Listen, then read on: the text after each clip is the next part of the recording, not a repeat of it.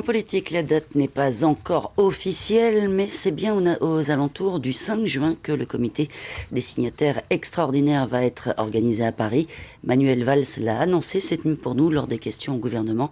Il répondait au député Philippe Gomès sur le corps électoral et l'impartialité de l'État. Résumé de la séance avec Olivier Jodman. Le président de l'Assemblée nationale en avait déjà parlé à Nouméa. Un comité exceptionnel des signataires aura bien lieu début juin à Paris. Le Premier ministre en confirme le principe en réponse à Philippe Gomès. Le député calédonien interpellait le gouvernement sur le projet de loi organique et notamment sur la disposition qui ne prévoit pas l'inscription automatique sur les listes électorales de tous les natifs de Calédonie, mais seulement ceux de statut civil coutumier. Philippe Gomès demande aussi que soit reconsidérée la question des radiations pour les corps électoraux provinciaux.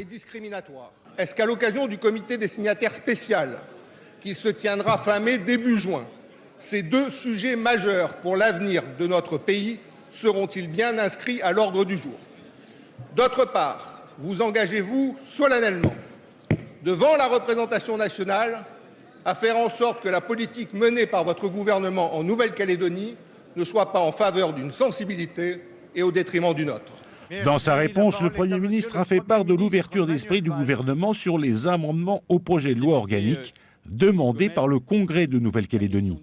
Le gouvernement propose qu'une réunion, suite aux discussions qui ont eu lieu en présence du président de l'Assemblée nationale, qu'une réunion se tienne à Paris dans les tout premiers jours du mois de juin, sous la forme d'un comité des signataires exceptionnels dont l'ordre du jour doit encore faire l'objet de discussions. Et j'ai demandé au commissaire de préparer cette rencontre pour qu'elle soit la plus fructueuse possible. La Nouvelle-Calédonie, et je sais que c'est votre conviction, ne doit pas redevenir un enjeu de politique politicienne et encore moins de déchirement ici comme là-bas.